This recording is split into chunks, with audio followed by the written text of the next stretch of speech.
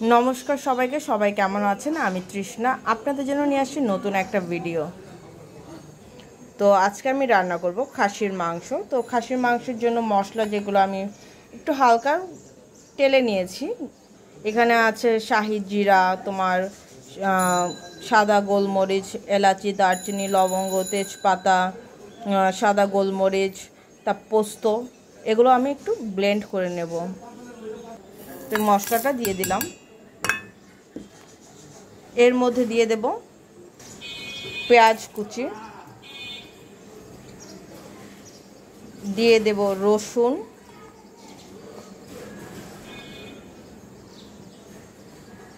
দিয়ে দেব আদা, দিয়ে দেব কাঁচা মরিচ, দিয়ে দেব টমেটো। এখন আমি এই মশলাটাকে ব্লেন্ড করে নেব। খাসির মাংস রান্না করার জন্য কিন্তু আমি আজকে সরিষা তেল ব্যবহার করেছি। তেলটা গরম করতে বসিয়ে দিয়েছিলাম। এর মধ্যে দিয়ে দেব একটা তেজপাতা, দিয়ে দেব একটা শুকনা মরিচ। তেজপাতা শুকনো মরিচটাকে একটু হালকা ভেজে নেব। দিয়ে দেব পেঁয়াজ কুচি, পেঁয়াজটাকে একটু সুন্দর করে ভেজে নেব।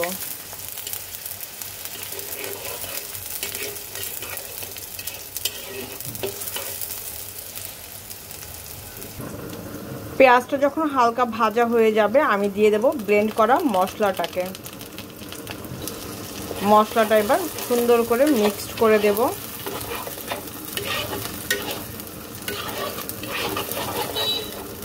মশলাটাকে একটু সুন্দর করে সময় নিয়ে কষাতে হবে।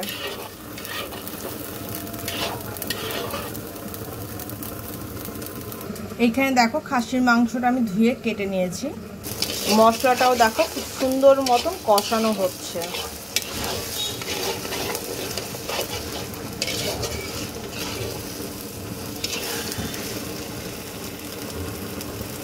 এর মধ্যে এখন আমি মাংসগুলো দিয়ে দেব।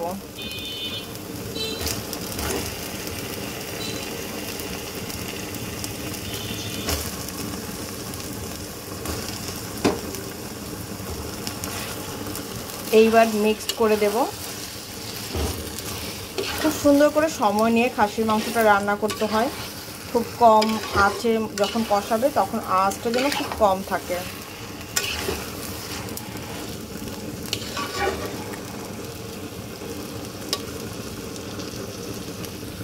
দিয়ে দেব এর মধ্যে স্বাদ অনুযায়ী লবণ, দিয়ে দেব একটা চামচ হলুদের গুঁড়া, একটা চামচ ধনে গুঁড়া। এইবার সব কিছু একসাথে সুন্দর করে মিক্সড করে দেব। মিক্সড করে দেওয়ার পরে আঁচটা একটু কম রেখে আমি এটাকে সুন্দর করে কষাবো। মশলা যত সুন্দর করে কষাবে রান্নাটাও কিন্তু তত ভালো হবে।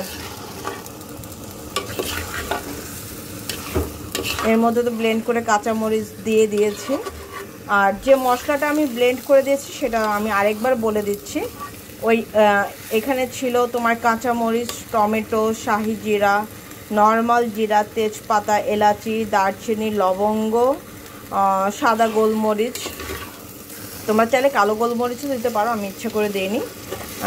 এই তো তেজপাতা ছিল, একটু হালকা তেলে নিয়েছি। তেলে নেওয়ার পর এর মধ্যে ব্লেন্ড করে দিয়ে দিয়েছি।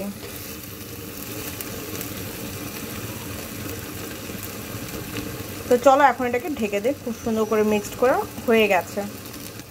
দেখো আমি কিন্তু মাংসটা খুব সুন্দর করে কষিয়ে নিয়েছি। মিনিমাম তোমার 15 থেকে 20 মিনিটের মতন এটাকে কষানো হয়েছে। এখন আমি আরও একটু কষানোর জন্য সামান্য পরিমাণে জল দেব। মাংসটা আরও সুন্দর কষানো হবে। এতটুকু জল দিলেই এনাফ। আর মাংস থেকে কিন্তু জল উঠেছিল সামান্য, সেই জলটা দিয়ে কিন্তু এতক্ষণ কষানো হয়েছে। এখন এর মধ্যে আমি আরেকটু সামান্য জল দিলাম। মাংসটাও একটু সুন্দর কষানো হবে। মশলাটাও যদি কোনো দিক দিয়ে বা কোনো কিছুই থাকে তাহলে সেই মশলাটাও কষানো হয়ে যাবে।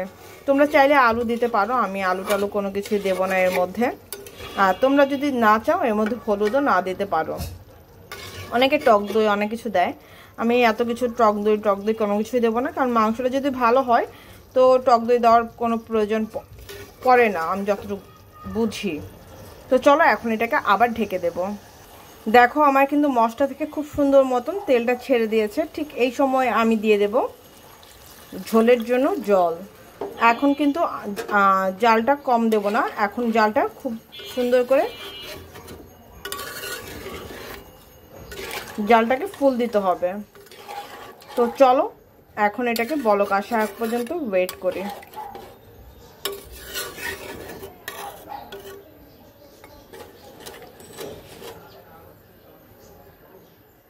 তো আমার দেখো খাসির মাংসটা হয়ে গেছে। ঠিক আমি যদিও জিরা দিয়েছি, এর মধ্যে সামান্য পরিমাণে একটু জিরার ভাজা জিরা গুঁড়া দিলাম।